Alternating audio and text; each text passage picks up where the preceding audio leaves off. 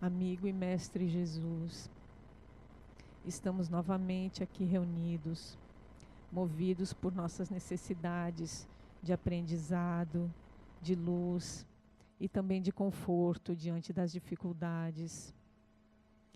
Pedimos tua assistência amorosa para os trabalhos que se iniciam, que ela nos sirva de orientação e de inspiração, que torne nossas palavras suaves aos que precisam de conforto, que torne nossos corações humildes e plenos de amorosidade, que cada espírito aqui presente, encarnado ou desencarnado, seja sensível e receptivo à tua suave influência, Mestre Jesus, e que o nosso palestrante seja instrumento de tua paz. Que assim seja.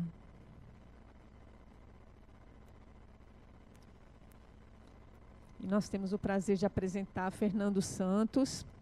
Ele é trabalhador da casa e coordenador das mediúnicas. Ele vai nos falar, apresentar suas percepções sobre o tema instrução. Boa noite. Hoje o negócio é pesado, mas a energia de vocês. Boa noite. Pronto. Que uma coisa interessante, eu estou brincando lá dizendo que o negócio é pesado, porque a reunião de hoje é uma palestra pública que não antecede o tratamento, não, ela faz parte do tratamento. Porque lá nos primórdios, entendíamos que questões espirituais se resolvia com exorcismo, ou seja, põe a praga e manda para o raio que parta. E começamos a entender que não é praga. O que nos rodeia é gente, como a gente, apenas que fora do corpo. E que da mesma maneira que nós, sem entendimento, fazemos coisas que depois nos arrependemos, porque entendemos que não adianta nada, certo? O contrário, nos atravanca o processo de caminhar, mais do que nos liberta, é a mesma coisa que acontece com aqueles que estão junto a mim, junto a vocês, junto a nós. Então, a partir daí, vamos entender que não é exorcismo. Então, o que há é o quê? É o despertar do indivíduo para o processo pelo qual está passando. E o processo deste que está aí ao seu lado, ou destes, que tem gente que vem de penca, né? Não é um processo dele, porque nós não somos semelhantes. Então, é um processo de todos nós. Porque está no corpo ou fora dele, vai fazer muito pouca diferença. Por quê? Porque os que estão sem o corpo físico, porque desencarnaram, estão sem o corpo físico, e aqui estão, é porque mentalmente estão dentro da mesma vibração. Ou seja, continuam tão encarnados como antes, só que sem o corpo. O que é tão encarnado como antes? É preso às mesmas energias de venturas e desventuras, prazer e desprazer, que nós, encarnados, também estamos. Então, isso é necessário compreender para nós olharmos o processo pelo qual passamos, não mais como um elemento místico. Não mais como um elemento místico. Não é algo místico, algo misterioso que acontece de uma maneira mirabolante. Não, é algo simples. Quando você entra em uma empresa nova, que você não conhece ninguém, a tendência é você se agrupar com quem? Com quem ele é semelhante. Aqui é a mesma coisa. A relação dos espíritos conosco é por similitude. Por isso que aí estão. Mas às vezes isso leva a um certo pensamento meio neurótico, certo? Ou seja, se esse tipo de espírito está junto de mim, é porque essa mesma coisa eu estou fazendo. É que às vezes essa semelhança não é igualdade, é semelhança. Então, o que a gente precisa às vezes se preocupar não é quem é que está ou não comigo. É começar a olhar a vida com um olhar um pouco mais largo. Porque dizer que isso aqui que vocês vão passar não é um exorcismo, é largar o olhar. É um encontro no qual vocês estão aqui, ao adentrarem a sala, carregam com vocês esses espíritos que por motivos de ignorância ainda continuam ligados a um plano que já não lhe faz mais parte da existência. Por que que não faz mais parte? Porque o lado de lá é um lugar que tem muita coisa para fazer, trabalho, tem lugar para estudar, tem várias coisas. Só que ele ainda só vendo o lado de cá, continua aqui. Então, na realidade, é para esse tipo de atendimento que é feito. Então, por isso que começa aqui. Porque como esclarecer o outro se eu mesmo não me esclareço também? Lógico que isso acontece, porque lá, estando eles desencarnados, termina a nossa reunião, e outros espíritos desencarnados, mas mais antenados para a vida, mais equilibrados, já buscando entender que ninguém cresce sozinho, mas crescemos em conjunto, nos melhoramos em conjunto, eles elaboram e começam a trabalhar isso com eles, certo? E os auxilia. Então, uma das funções desse ou desses que estão junto com vocês é ajudar vocês a olhar a vida de uma outra forma. Olhar a vida de uma maneira que seja mais plausível com a condição em que você está, pelo menos de adulto. Aqui, criancinha, eu não vi ainda nenhum. Não, tem um ali atrás, certo? Mas como adultos. Então, se a gente falar em Papai Noel, vocês vão dizer que não existe. Branca de Neve, os 7 anões. Então, assim a gente começa a precisar pensar em outras coisas. Por que isso? A temática de hoje é instrução. Apague só essa daqui, só essa fileirinha daqui. E pode acender a outra. Deixa o resto acesa, senão o pessoal dorme. Então, é instrução. E aí ele traz a temática, amor e sabedoria. Por que amor e sabedoria? Veja o seguinte. Eu vou usar uma metáfora para tentar explicar isso, aonde eu vim de um meio social bastante humilde, bastante pobre, certo?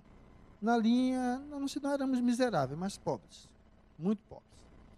E a partir daí, pelos esforços lá do meu pai, fomos mudando e melhorando um pouco o padrão de vida. Quando eu digo que éramos pobres, imagine que meu pai, aos 7 anos, vendia sandália de pneu na Feira das 7 Portas para ajudar a contribuir com o sustento lá da família.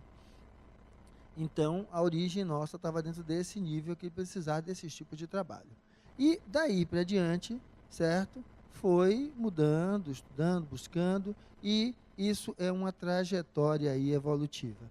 E aí veja só, nessa trajetória, às vezes a primeira coisa que a gente diz é: eu quero dar a meu filho tudo aquilo que eu não tive. Porque eu o amo muito. Eu o amo demais. Ele é a essência de minha vida. Como hoje eu digo para as minhas 2 pequenas. Eu tenho 2 pequenininhas também. Só que veja só. Precisamos tentar entender o significado dessa palavra amor. Quando estou falando em entender, eu não estou querendo dizer o entender no sentido mais amplo e genérico da palavra, não. Você precisa entender como você entende e externa e se relaciona com o sentido que você dá a essa palavra. Porque, veja só, no momento que eu estou atendendo no consultório, eu sou médico, e aí a mãe me entra com a criancinha, e aí na hora que ela senta, a mãe sai dizendo tudo. Essa mãe está ajudando esta criancinha a ter, certo, autonomia, independência, ou está aliciando ela como mais um aleijado, precisando de um encosto para conseguir expressar o que sente. Ela faz com toda boa vontade, com bom carinho. A criancinha tem uns 40 anos, mas ela faz com todo carinho. Porque desde a mãe que traz um menino de 7 anos, aquela que vem com um marido de 56, ela, doutor, se eu não vier, ele não vem. Aí ela começa a contar. Eu digo, peraí, quem vai poder me dizer se, na hora que ele faz o xixi, dói ou não, arde ou não, é ele. Não é seu isso, é dele.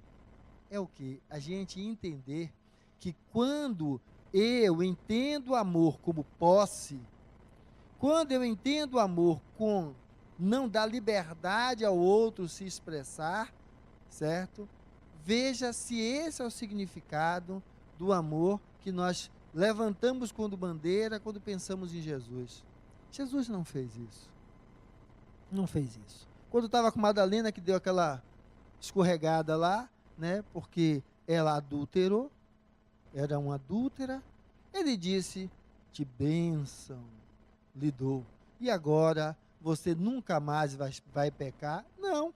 Disse: mulher, vai e não peques mais. Ou seja, tome consciência, veja o que é que você vai fazer, porque não é mágico.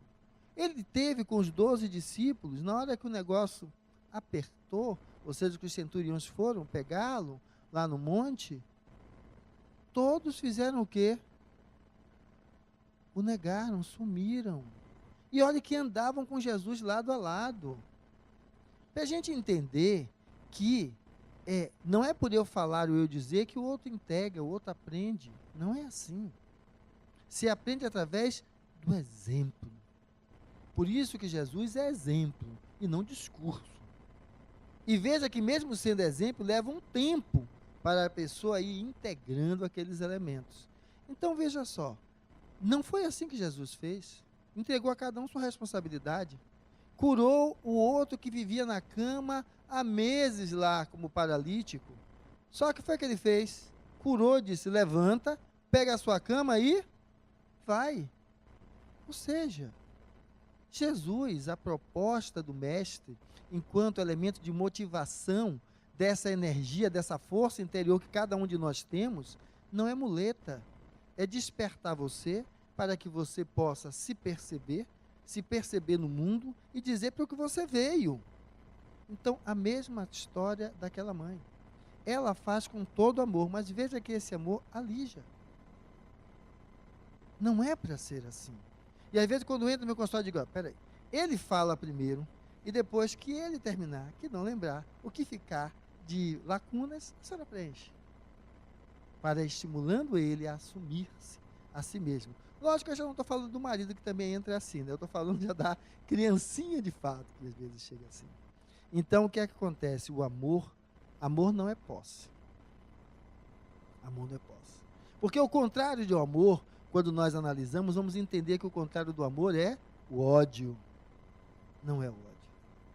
O contrário do amor é o poder. Porque quem busca o poder não consegue abrir mão para o outro ser quem é. E é isso que leva estas pessoas a estarem ao seu lado. Elas buscam o poder de lhe fazer pagar, de vingar-se sobre você. Porque esse sentimento do controle sobre o outro que retira, afastando-nos na nossa semelhança. E o estar aqui, por isso que aqui começa o trabalho, não é mágico. Por isso que se não fosse mágico, ela entrou, tomou o passe e está resolvido o problema. Mas não. A ideia é essa mesmo, certo? É para que você veio ao mundo? O que é que você está fazendo aqui? Eu estou com 51 agora. Então, nasci, dificuldades lá, morava na Fazenda Grande, do Retiro, ali perto da São Martim, um bairro ainda muito pobre, muito parecido aqui com o bairro da Paz. Aí fiz escola técnica, entrei na faculdade, fiz medicina, tenho uma condição econômica razoável, minhas filhas estão aí na escola, daqui tem a mais nova, tem 9, daqui a mais uns 10 anos, 19 deve estar na faculdade, começar a seguir a vida dela. E aí minha vida? Porque até aí eu vou dando a essas coisas que eu busco adquirir o sentido da minha vida. Então o sentido da minha vida é conseguir o carro, a casa, o emprego, o dinheiro, aposentar. Tudo isso é fácil de conseguir. O difícil de conseguir é você responder a você qual é o sentido da sua vida. Porque é o sentido da tua vida que lhe dá propriedade sobre si mesmo. E lhe dando propriedade sobre si mesmo, você vai deixar de ser marionete na mão de quem quer que seja. Que para mim a instrução é isso. Começa aqui. Esse processo obsessivo, a grande maioria de nós tem processos simples. Porque as obsessões vão ser obsessões simples, certo? Ou seja, por sinônimo ali, semelhança, aproxima-se de você. Não é apenas por estar junto que está ali obsidiando, mas ele quer lhe prejudicar, aí demonstra um vínculo, aí é que está o processo de obsessão, mas a maioria deles são simples. Outros que vão se tornar agora mais difíceis, são os processos de fascinação. Ou seja, A pessoa que está ao meu lado, ela sabe se utilizar das minhas brechas enquanto existência, enquanto indivíduo, para a partir dali me aliciar para o que ela quer.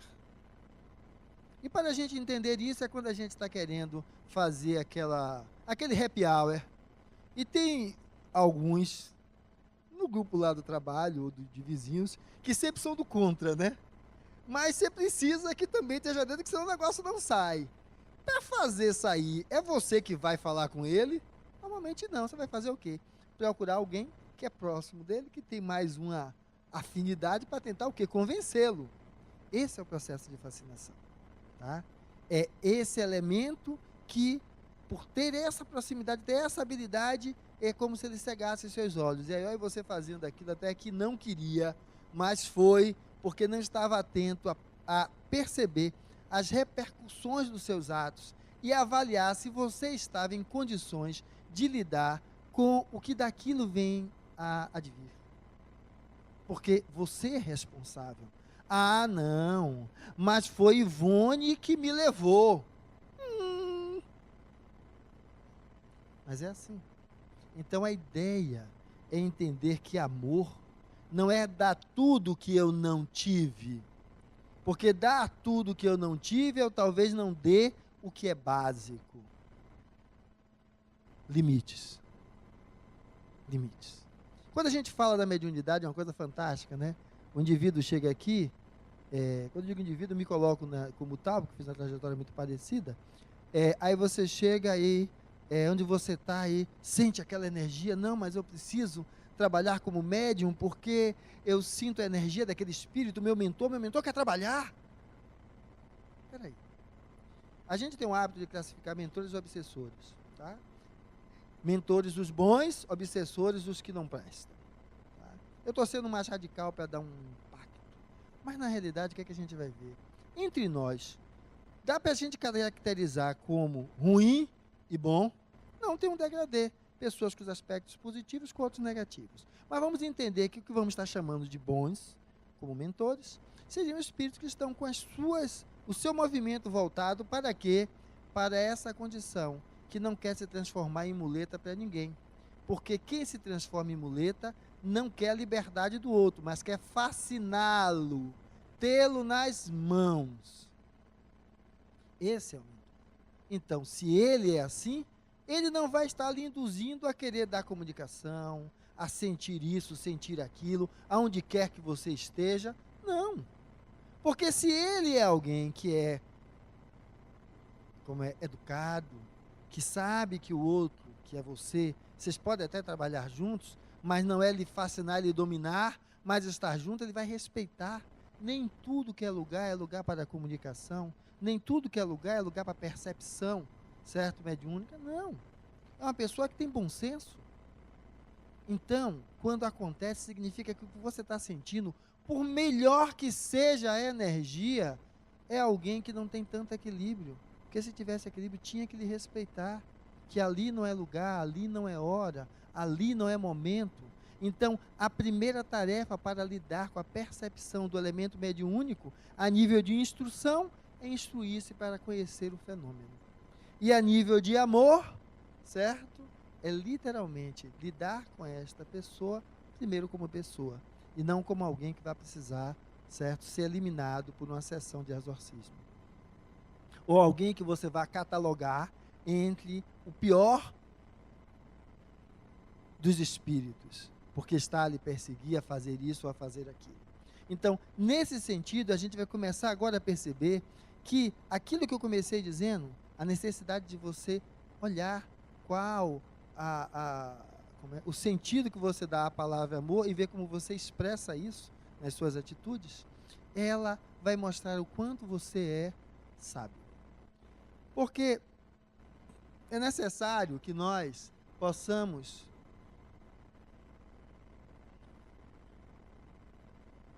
entender que quem não sabe o que busca,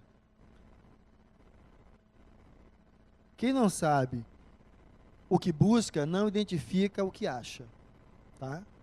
Isso, é claro, porque veja só, o que é que nós estamos buscando a vir para aqui? O que eu estou buscando é me ver livre dessa, desse espírito que está aí a me importunar. E o que a gente deve se perguntar é o seguinte: tem uma frase fantástica que eu gosto muito, cito muito sempre quando eu faço palestra: tudo vale a pena quando a alma não é pequena. A alma que não é pequena é essa alma que está de olhos abertos para tudo aquilo que ela está vivendo pode propiciar a ela. Então, sim, aí ela está de olhos abertos. Então, aí, quem sabe o que busca, identifica o que acha. Porque, veja só, quando a gente fala de Deus, vamos falar de Deus como Pai. E o pai daria ao filho pedra quando ele lhe pede pão? Não. Então, ou seja, a presença dessa pessoa junto com você tem um sentido, tem um propósito no seu despertar. Para quê? Para a sua própria tarefa de autotransformação, de aprendizado, para transformar o seu olhar frente à vida. Porque eu estava falando anteriormente, onde fiz uma jornada até os 55, coloquei aqui mais 10 anos com minhas filhas, e aí eu construí, era a casa, era o carro, era a família, e agora saíram de casa. Homem não tem isso, mas mulher tem o que a gente chama de síndrome do ninho vazio. A existência acaba porque foi pautada em coisas que estavam ali. Só que a nossa sobrevida hoje vai a 85 anos. Então, aos 60, e eu já estou velho, porque o pessoal normalmente, eu estou lidando com filhos quando meus amigos estão lidando já com os netos, né? Aos 60 anos, está vazio. E aí? Para que é que eu estou vivendo? Não, mas para poder viajar, conhecer o mundo, tomar uma cervejinha, comer um churrasco. E a vida se resume a isso. É só a isso que a vida se resume. Se você a vê apenas como tal, tudo bem. Temos o direito aqui de pensar e imaginar o que nós quisermos. Agora, é importante entender essa frase. Quem não sabe o que busca, não reconhece o que acha. Porque às vezes a oportunidade de você estar aqui era justamente para você despertar e olhar de outro jeito. A minha formação profissional, eu digo que ao reencarnar, eu voltaria de novo nessa mesma profissão, se fosse escolha minha, porque ela me coloca frente a frente com isso. Eu estou frente a frente lidando com a morte. Então eu vejo pessoas que tiveram muito, estão ali igualzinho a quem não tinha, aos olhares de outros, nada. Eu vejo pessoas que estão se despedindo da vida inteiras consigo mesmo, porque a vida da qual ela está se despedindo é a vida do corpo físico, porque ela como espírito continua. E essa vida que foi a vida do corpo físico é vista como elemento de aprendizado. E o aprendizado não é para escolher entre Skol, Brahma, Antártica, Itaipava e Bavária. Não é para isso. É para coisas que vão com a alma, que vão com você. Não é para escolher entre picanha, maminha e fraldinha, não.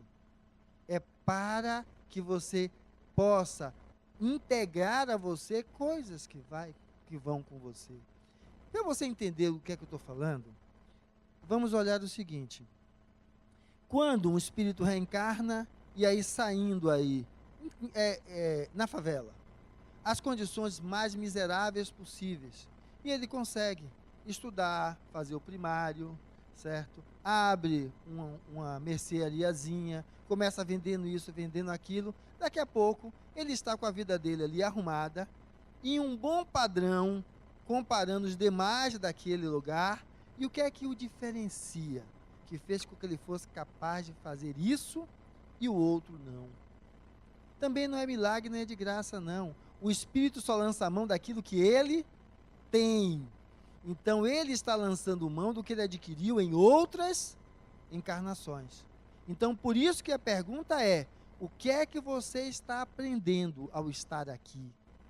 Porque senão, chega aos 50, aos 60, e aí não, maminha, fraldinha, picanha, Bavária, Itaipava já não serve. Aí eu vou querer moer Chandon, certo?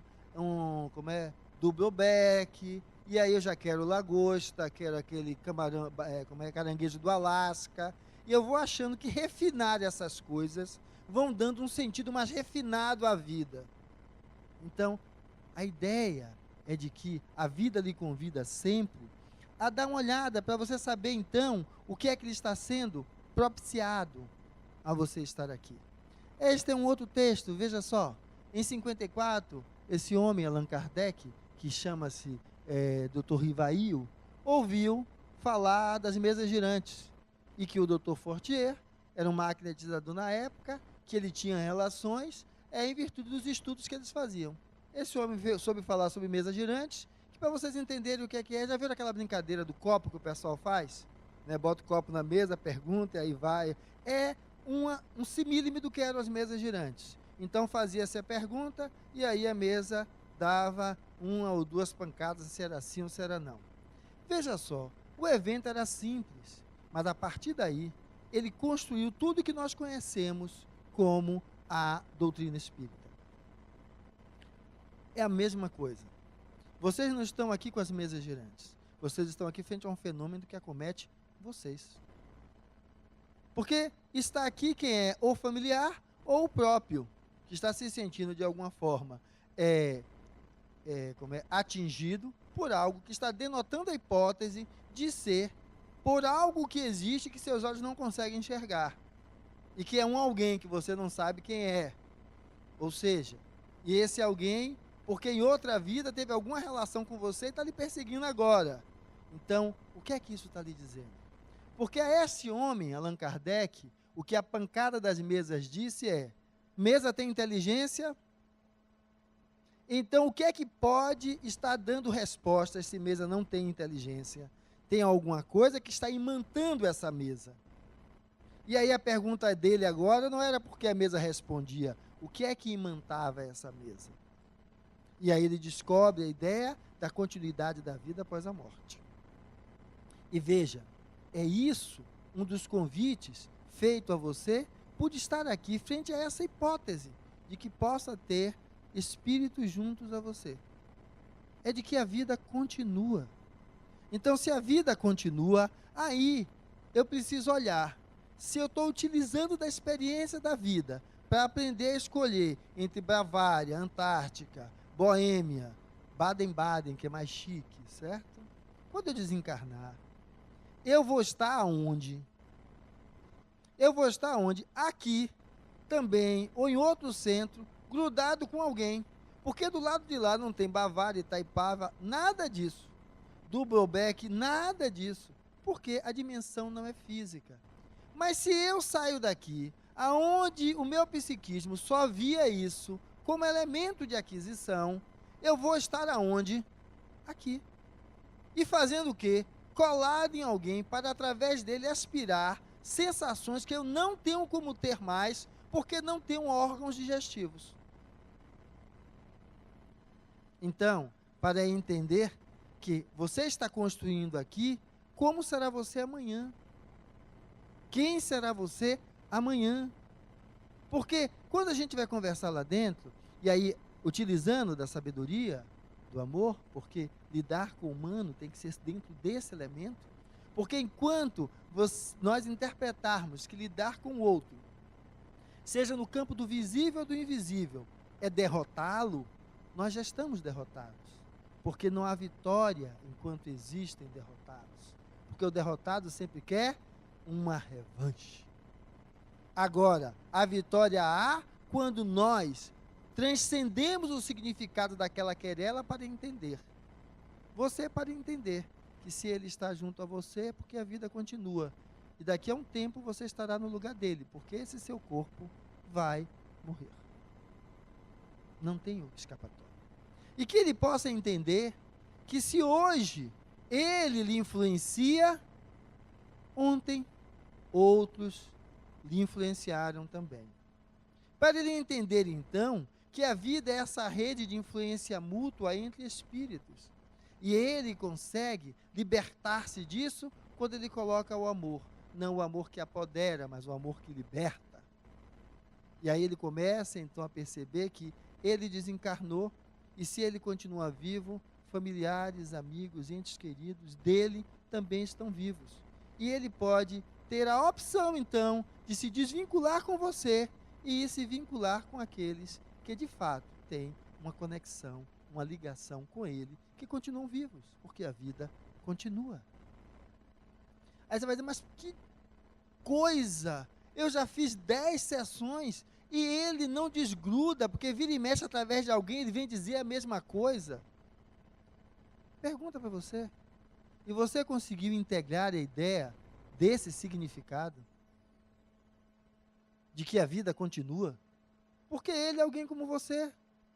Agora, quanto mais você integra aquilo, é como se fosse um perfume, que começa a formar um halo ao seu redor.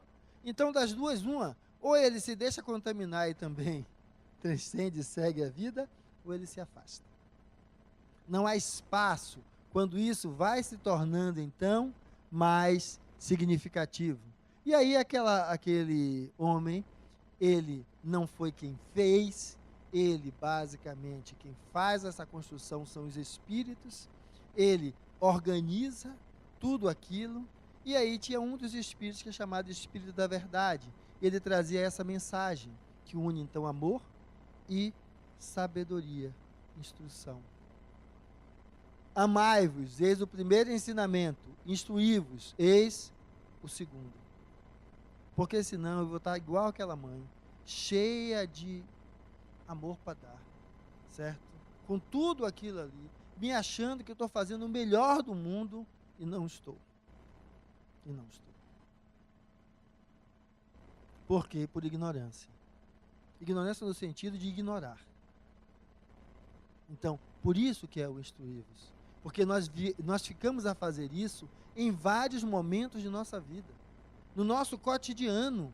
Então, por amor, esse amor entre aspas, nós não estamos ajudando o outro, nós estamos atrapalhando a caminhada do outro, sendo para ele o maior obstáculo, principalmente quando nós somos pais e mães. É aquele pai e mãe que, como o filho disse, que queria ser pedagogo e ainda de níveis iniciais da nossa construção de ensino, e papai e mamãe eram um grande juiz e um grande médico, certo? Disse que aquilo era um absurdo e talvez ele estava destruindo o Roberto Freire, que viria aí pela frente contribuir com mais alguma coisa. O olhar pequeno, ver do tamanho que tem o seu próprio olhar, não se dando a possibilidade de enxergar que quem tem vai além. E aí você tem que ajudar ao outro a descobrir as suas potencialidades e não castrá-los nas suas potencialidades, porque você não enxerga. Então, esse elemento do Espírito, a verdade, eu trouxe uma imagem interessante que no nosso sertão é fácil da gente ver. Quem olha de longe, isso aí é uma vaca, né? De pé ou correndo. Mas se a gente olhar mais um pouquinho, vamos ver que isso é a carcaça de uma vaca desidratada, seca, que morreu de fome e de sede, ancorada por um pau, mas parece. Mas, Fernando, o que é que isso tem a ver com amor e sabedoria? Você sabia que a maioria dessas perseguições que nós sofremos são oriundas de algo chamado amor? Porque quando você encontra a criatura que você acha que é a sua cara metade, lógico que não existe, né? Você está projetando nela as suas coisas. Porque você só enxerga o que lhe interessa. Ou seja, você começa o relacionamento com algo que não é real, igual essa vaca. Porque essa já morreu faz tempo. Então você se encanta. Quando começa a comer 1 quilo de sal, que é o que dizia a minha avó, vai comer 1 quilo de sal para tu saber como é que é. Aí tu começa a descobrir que a coisa não é o que você pensava. Aí você começa a entender por que é que diz, amai-vos, uma maravilha, mas instruí-vos, ou seja, abre os olhos, meu filho e minha filha. Porque aí você vai começar agora a entender. Ah, então eu abrindo os olhos, eu vou conseguir encontrar a minha cara metade. Mais uma vez, não abriu os olhos. Continuou sonhando e achou que tinha aberto os olhos. Não, minha filha, é que amor não é algo que cai do céu, é semente que a gente semeia e rega cada dia. E aí sim, ela traz os seus frutos que nos ilumina durante o resto de uma existência. Mas quanto criança, a gente ainda fica esperando que aquilo caia do céu. E a outra coisa fantástica ainda, para que a gente possa entender, é que quando se fala da necessidade da sabedoria, tem uma imagem que é de O Pensador, do nosso amigo Rodin. E aí nós vamos precisar fazer isso. Aí alguns fazem umas brincadeiras, é porque eu não posso trazer aqui, que ele está pensando em estar com um copo de cerveja, com um copo de uísque, ou então está olhando aquelas revistas de magazine, para falar das mulheres também, né? Que olham o que compra, o que quer. Ou seja, essa imagem é pensar na vida. E pensar na vida com amor. Porque veja o seguinte, se lembra que eu comecei falando que um dos elementos da obsessão era fascinação, não é isso? Veja só. Se você se deixar envolver, você começa a olhar para a vida e entender que a vida não presta. Que a vida não vale a pena. Basta você sair fazendo uma coletânea e aí ver decapitação em presídios, crianças estrupadas, certo? O filho do seu amigo que morreu na esquina porque alguém foi pegar o dinheiro e estava com a arma e atirou nele. Então você começa a olhar a vida só dentro de um prisma que vai lhe levando cada vez mais a desacreditar da vida. E contribuir com o pensamento de que a vida é aquilo. Contribuir para quê? Para criar um halo que contamina outras pessoas com o mesmo olhar. Agora, veja só. De outro lado, você pode ver de uma outra forma também. De você enxergar pessoas que se auxiliam mutuamente. Porque nós temos o hábito de só enxergar como bom, certo? Os que se colocam como expoentes. Então, eu brinco com o Fernando, vai comer 1 quilo de sal com ele para descobrir quem é que ele é, certo? Porque é fácil quando você vê alguém que se colocou como expoente, porque naquela hora você está vendo só um pedacinho da criatura. Veja que nós vivemos milhares de encarnações, e para ter passado por ela, passamos por tudo. Nós disputamos, matamos, fizemos e acontecemos. Então, vários elementos fazem parte da gente, e que, como elemento que faz parte pela nossa necessidade nesse próprio processo de despertar, não devem ser exterminados, não. Devem ser o contrário, direcionados. E aí, quando eu falei, lá atrás, daquela história de que eu amo, é a luz da minha vida, e que o despertar é entender que amor não cai do céu, amor se constrói, é o outro lado também. Ah, mas eu já estou velho. Aos 65 anos, você vem mais para quê? Agora é tomar minha cervejinha mesmo, certo? Fica lá já gordinha, aquele tunelzinho também, né? Nada contra as gordinhas, mas só para usar no estereótipo. Veja, tem um homem que nessa faixa criou uma mega empresa, chamado Roberto Marinho. Então, veja só, você tem o tamanho que você se dá. Ah, Fernanda, mas eu não vou montar a Globo. Mas quem disse que estamos falando da Globo? Estamos falando de você colocar para fora as suas potencialidades. Ou você já está se olhando como uma semente morta.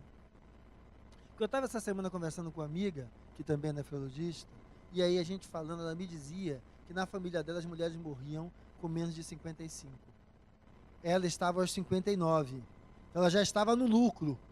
E quando eu olhava para ela, eu vi uma coisa meio seca, meio sem vida, porque ela está vivendo, certo? Não ter vida. Ela está colocando no corpo a imagem da vida. Então, se viver aos 70, terá perdido aí 15 anos de vida esperando a morte chegar. Igual aquela vaca que estava ali, certo? Estendida na frente. Ou seja, se nós entendemos e estamos aqui para buscar um elemento de apoio e auxílio, porque entendemos que pode ter um espírito desencarnado junto a nós, nós estamos entendendo que a vida continua. E esse corpo vai ao solo, se desfazer depois em partículas, mas você continua. Agora, você continua com o que você carreou, integrou de aprendizado dentro de você. Então, esta ideia é para que a gente possa entender que se a gente não começar a buscar pensar, cada um do seu jeito. Cada um do seu jeito. Mas pensar na vida, a gente não consegue chegar a lugar nenhum. Porque a gente fica simplesmente entendendo que essas reflexões só podem ser feitas daquele ou daquele outro jeito. Não. Da mesma maneira que cada um expressa de uma forma, quando a gente vai assistir um filme, é da mesma forma como vocês expressam os seus sentimentos. E aí tem uma coisa interessante, quando eu trago essa imagem do pensador, que eu vou trazer nessa outra frase que está aí, que é a história do Kardec, né? Aqui o centro tem uma coisa que eu gosto muito. A ideia do centro não é tornar ninguém espírita. É apenas que você se perceba espírito imortal. E aí se olhe como tal e paute a sua vida sob esse prisma. E aí então você vai entender que tudo vale a pena quando a alma não é pequena. Mas veja o que ele diz. O verdadeiro espírita não é o que crê nas comunicações, mas o que procura aproveitar os ensinamentos dos espíritos. Então, o verdadeiro espiritualista não é o que acredita que tem um espírito perseguindo ele. É aquele que sabe se aproveitar desse processo. De nada adianta crer se sua crença não faz dar sequer um passo na senda do progresso e não o torna melhor para o próximo. De nada adianta entender que há um espírito que lhe persegue, entender que você é um espírito imortal e que isso não transforma a sua vida. De nada adianta. Você chega em casa, briga com o marido, briga com a mulher, briga com os filhos, briga com o vizinho, do mesmo jeito. De que está adiantando estar aqui ou dentro de qualquer outra casa religiosa? Porque a mensagem, a mensagem de Jesus é uma só, é a mensagem do amor. Então, como é que eu estou pegando parte do meu tempo, comungando a ideia de estar buscando ser também mais um que busca nas suas atitudes, certo? Resplandecer o que o mestre ensinou, se quando eu saio daqui, tudo está tal qual era antes. Eu só sou transformado da porta para dentro. Isso não é amor. E achar que estar aqui dentro fazendo o bem é o que há de mais importância, isso não é sabedoria. Isso é um atestado de falta de instrução. Achar que os espíritos só estão sobre vocês aqui também é outro sinal que mostra que é falta de instrução. Os espíritos estão conosco em todos os lugares. Agora, nós podemos escolher com quem estamos, a partir de como nós vibramos. E o vibrar é como eu ajo no mundo, como eu penso e quais as ideias que me circundam, as quais eu alimento. E aí vamos entender que esse aspecto vai nos falar da realidade de termos uma dimensão material e uma dimensão espiritual. Por quê? Porque é isso que a gente vai dizer a essas pessoas que estão com você quando entrar lá dentro. E eu sugiro que o entrar lá dentro, né, que soa não muito bem, quando você entrar, ore por ele. Ore por ele. Porque o que ele precisa é de oração, assim como você também. Mas agora você vai estar pelo menos dando um pouquinho de você para ele. Olhe, desperte. Tem outras pessoas que te amam, que já se relacionaram com você em outra vida e estão aqui. Além desses gritos que vocês estão ouvindo, tem outros aqui que foram familiares seus, estão aqui orando por você. Abre os olhos e siga-os. Deixe que a mim, a própria vida me ensina. Então, a gente começa a compreender que essa conexão entre as duas realidades vai lhe perguntar, afinal, como é que você olha o mundo? Porque é isso que vai gerar como ele está com você. Porque com ele, às vezes, você não vai conseguir. Ele vai seguir a caminhada dele, vai ficar onde está, mesmo que você desencarne. Vocês não vão vivenciar isso. Mas você começa a perceber que há uma mudança e uma transformação quando você identifica que esse mundo que existe é um reflexo de você. Então comece a mudar. Não busque apenas a cura do passe que vai receber lá dentro, da dispersão do espírito. Busque o processo de, com todo amor, porque precisa amor. Porque quem mais precisa de amor é você. Para acordar de manhã cedo, na frente daquele espelho do banheiro, olhar para esta figura que é você e dizer, eu me amo. E quem se ama, dá a si mesmo uma outra chance. dê a você uma outra chance de sonhar, de lutar pelos seus sonhos, de acreditar em você, de não achar que a vida acabou, porque a vida continua sempre. Então, é essa energia que, se está em você, estará no mundo que você vê. É essa energia que é capaz de lhe convidar a entender que a vida no corpo vai, porque esse corpo se vai. Mas você vai mais adiante, como se fosse um pássaro de luz a voar. E mais uma vez adentrar ao reino espiritual. Só que agora, não como alguém que está querendo escolher entre Bavária e Itaipava, ou que está querendo escolher se é Vela, se é MEC. Não. Você está partindo com valores que você integrou. Mas entenda, você não é mais criança. Ninguém integra nada porque toca. Você só integra porque você vivencia. Porque é visceral. Porque aquilo fere, machuca. E você aprende. E aquilo cicatriza e volta agora com um aprendizado. Porque não se aprende na ilusão. Se aprende na vivência. Se aprende naquilo que a gente verdadeiramente vive com empatia. Porque aquele que vê o outro com plena empatia está vivendo como se fosse o outro. Então eu não preciso passar por todas as mazelas do mundo. Basta que eu tenha empatia pelo humano que ali está vivendo o seu drama, a sua alegria, a sua realização ou a sua derrocada. E nessa empatia eu consigo enxergar ali Deus, que é a luz que há dentro de cada um de nós. E aí então poder entender que os ciclos das reencarnações servem para isso.